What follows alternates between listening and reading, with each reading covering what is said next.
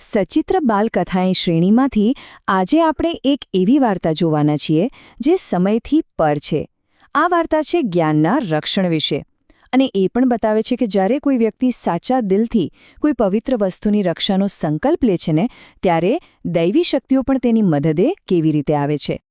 તો ચાલો આ કથાની શરૂઆત એ જ પવિત્ર મંત્રથી કરીએ જેનો ઉલ્લેખ મૂળ વાર્તામાં પણ છે. ગાયત્રી મંત્રનો આ શરૂઆતનો ભાગ સાંભળતા જ મનમાં એકદમ શાંતિ અને ફોકસ આવી જાય છે ને. આપણી આ વાર્તા શરૂ થાય છે એક મહાન ઋષિ અને એમના એક ખૂબ જ મોટા સંકલ્પથી. આવો જાણીએ એમના વિશે. જરા કલ્પના તો કરો, એકદમ શાંત દરિયો છે અને એની વચ્ચે એક નાનકડી લાકડાની હોડીમાં ઋષિ મનુ બેઠા છે. દૃશ્ય ભલે સાવ સામાન્ય લાગે પણ એમની આ યાત્રાનો હેતુ બહુ મોટો હતો. વાત એમ હતી કે મનુ આ યાત્રામાં એકલા નહોતા. એમની સાથે હતો માનવજાતિનો સૌથી કિંમતી ખજાનો વેદ. અને આ કંઈ ખાલી પુસ્તકો નહોતા, આ તો આપણી સંસ્કૃતિનો પાયો હતા, પવિત્ર જ્ઞાનનો ભંડાર. મનુએ આ જ્ઞાનની કોઈ પણ ભોગે રક્ષા કરવાનું વ્રત લીધું હતું. પણ જો જ્યારે સંકલ્પ મોટો હોય ને ત્યારે પરીક્ષાઓ પણ એટલી જ મોટી આવે છે. અને અહીંથી જ વાર્તામાં અસલી સંઘર્ષ શરૂ થાય છે. જે સમુદ્ર હમણાં સુધી શાંત હતો એણે અચાનક જ પોતાનું રૌદ્ર સ્વરૂપ બતાવ્યું. આકાશ કાળો ડિબાંગ થઈ ગયું અને જોતજોતામાં તો ભયંકર તોફાન શરૂ થઈ ગયું. મોટી મોટી લહેરો ઉછળવા લાગી. મનુની નાની હોડી તો જાણે રમકડાની જેમ ડોલવા લાગી અને એની સાથે વેદોનું ભવિષ્ય પણ ખતરામાં આવી ગયું.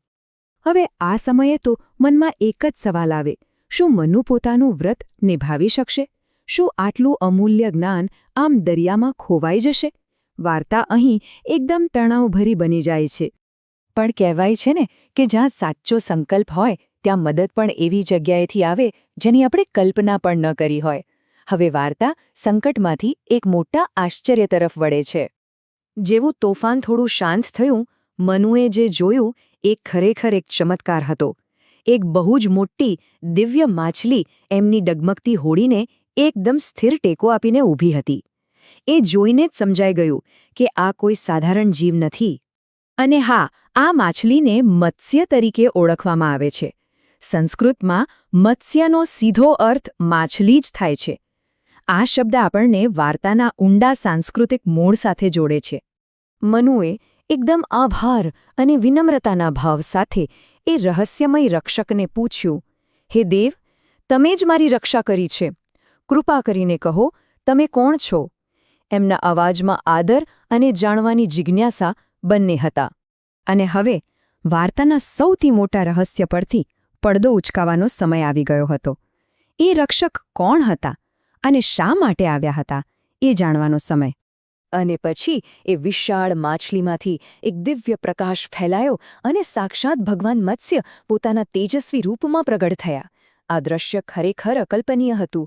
એ મનુના સંકલ્પને મળેલું જાણે કે દૈવી સમર્થન જ હતું. ત્યારે ભગવાન મત્સ્યએ જે કહ્યું ને એ જ આખી વાર્તાનો સાર છે. એમણે કહ્યું, વત્સ, તે આ જ્ઞાનના ભંડાર વેદોની રક્ષા કરવાનો સંકલ્પ લીધો છે. તારા આ પવિત્ર વ્રતને કારણે જ મારે તારી મદદ કરવા આવવું પડ્યું. બસ આ શબ્દોમાં જ બધું આવી ગયું. આને આપણે આમ પણ સમજી શકીએ. જો મનુની ભૂમિકા હતી જ્ઞાનના રક્ષકની, તો ભગવાન મત્સ્ય આવ્યા રક્ષકના પણ રક્ષક બનીને.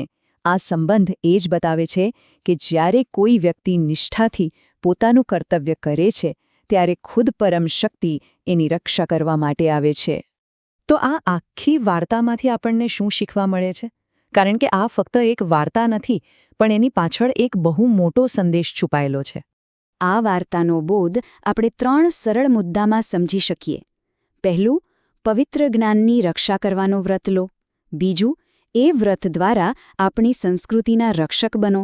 અને ત્રીજું, એ વિશ્વાસ રાખો કે જે રક્ષા કરે છે દૈવી કૃપા હંમેશા એની સાથે રહે છે. મૂળ કથાના અંતમાં એક બહુ સુંદર વાક્ય છે જે આ વાતને વધુ પાક્કી કરે છે. એ કહે છે કે જે કોઈ પણ સંસ્કૃતિનો રક્ષક બને છે, પરમ સત્તા એના પર પોતાની કૃપા વરસાવવા માટે હંમેશા તૈયાર જ હોય છે. આ એક પ્રકારનું શાશ્વત વચન છે. તો આ પ્રાચીન કથાનું આ વિશ્લેષણ પૂરું કરતા પહેલાં એક સવાલ મનમાં આવે છે. આજના આ ડિજિટલ યુગમાં જ્યાં ચારે બાજુ માહિતી જ માહિતી છે, ત્યાં સાચું અને ખરેખર મૂલ્યવાન જ્ઞાન કયું છે અને આપણે આજના મનુ તરીકે એનું રક્ષણ કેવી રીતે કરી શકીએ? આ સવાલ પર વિચારવા જેવું ખરું.